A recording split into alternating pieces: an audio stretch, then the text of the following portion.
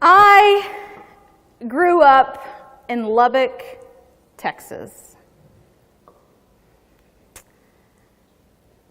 And when I was growing up, I was convinced that Lubbock was a pathetic place. I couldn't wait to leave. Flat as a pancake, there are no trees, there is nothing to do. It's so boring, so predictable. Even the streets are set up in a grid, numbered in order from north to south, and in alphabetical order from east to west.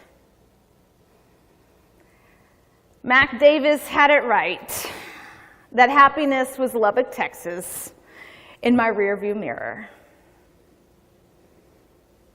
Can anything good come out of Lubbock, Texas? Well, how about Buddy Hollie, Mac Davis, Natalie Maines, Delbert McClinton, Joe Eli, Waylon Jennings, real cowboys. The best beef barbecue on the planet, I am convinced. The most amazing sunsets I have ever seen. No thanks to all those absent trees. And while I haven't done anything extraordinary yet, being a child of God, I'll go ahead and lump myself into that category.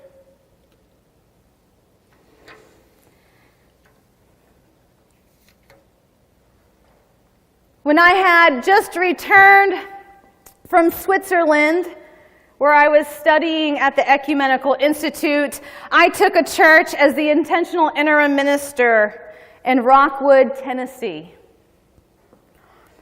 Rockwood is a small town of about 8,000 people nestled between the Cumberland Plateau and the beginning of the Great Appalachian Valley. Whatever industry had been there was gone. Can anything good come out of Rockwood, Tennessee? The only thing remaining was the Walmart, right? Which is where I found myself one Friday night prior to my first Sunday in the pulpit. Needless to say, I was working through some culture shock in my new small, impoverished town, and not knowing what to do, I called my friend and my mentor and my teacher, Vicki Matson from Vanderbilt Divinity School. Vicki, it's Hollie. I'm in the Walmart in Rockwood, Tennessee. Yeah? Well, I'm just going through some kind of culture shock. I don't know. I'm looking around this place and I realize I have no idea what to preach to these people. You've sent me all over the world. You've given me this fancy education and you taught me how to listen and how to watch and interpret and to speak, but I don't know what to say. These aren't my people.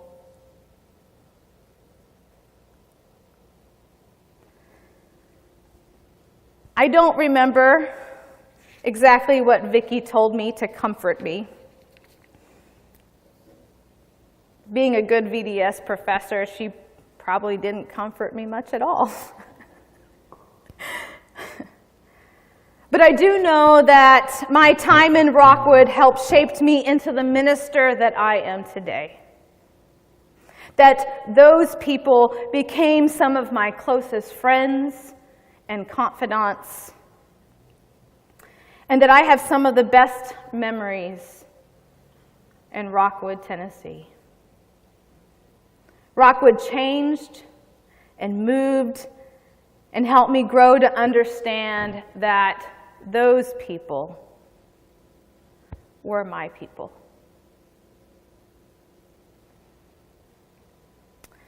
This weekend marks the 8-year anniversary of the devastating earthquake in Haiti.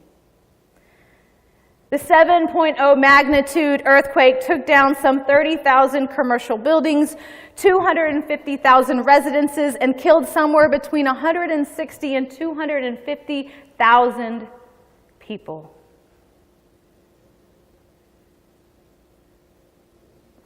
Haiti is the poorest country in the Western Hemisphere.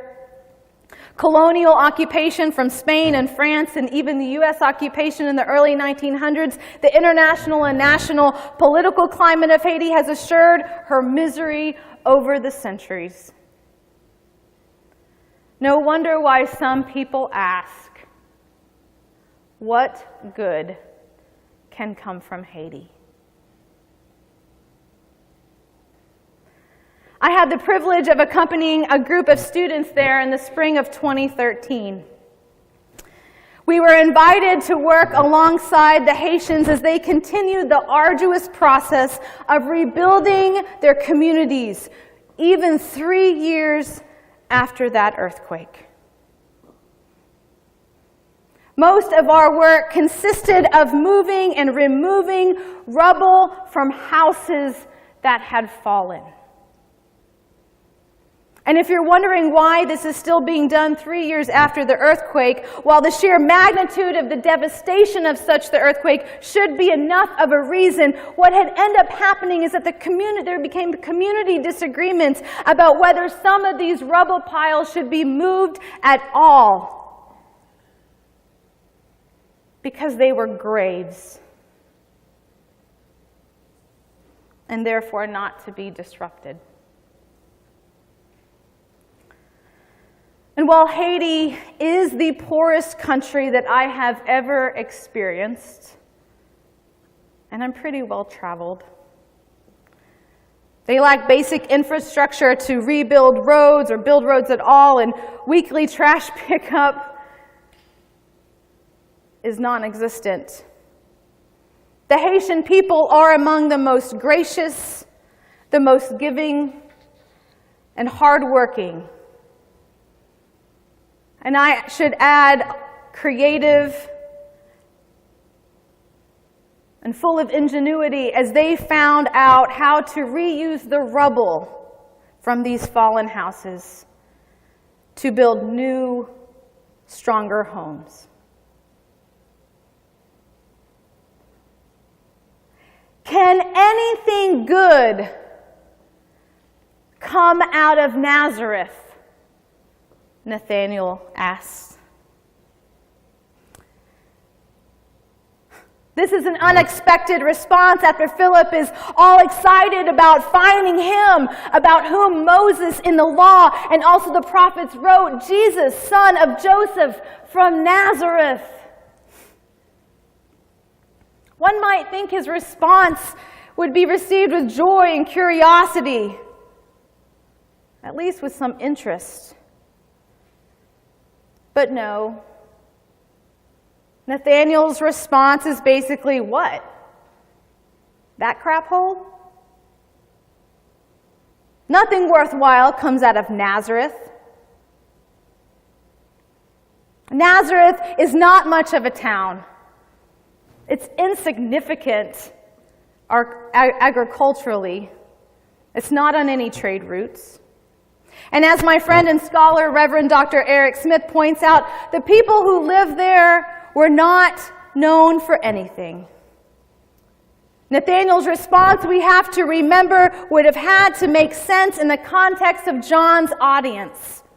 Early readers of John probably would have nodded along with Nathanael's comments, sharing his bias against whatever Nowheresville Jesus was supposed to be from.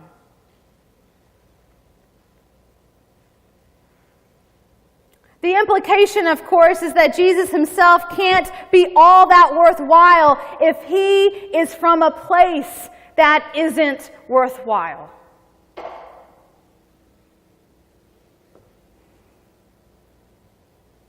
It's easy to stereotype. It's easy to devalue a culture and the people from it when it feels so foreign to your own. To demonize people that look different than yourself. It is human nature to create scapegoats to make ourselves feel better and safe. It's easy to get carried away until we no longer see the humanity in others. And we break all forms of human connection.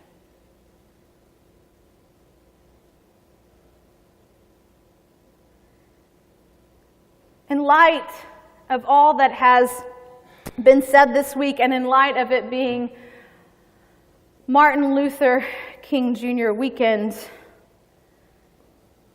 this text is a perfect reminder about how God sees us. Over and over, throughout our sacred text, we hear stories of God using unexpected people to do great things. Look at David, a young, small farm boy who ends up being king. Moses, the stutterer, who would rather have his brother Aaron lead the Israelites out of Egypt. Mary, the poor, unwed girl who gives birth to a baby that changes the world. A short, stubby tax collector, Zacchaeus, who changes his ways to give to the poor. A Gentile, Syrophoenician woman who challenges Jesus to heal her daughter. Peter the doubter, who is transformed to believe and is foundational to carrying the message of Christ. Let's not forget the disciples who aren't the sharpest tools in the shed, but still raise their voice to God's presence in their lives. God even uses a nobody from nowhere, Nazareth, born to an unwed teenager, born homeless and in a stable, a refugee, to bring salvation to the world. It takes the next 20 chapters of John to prove Nathanael that good things can come from Nazareth. That God, being God, can use anyone at any place and time.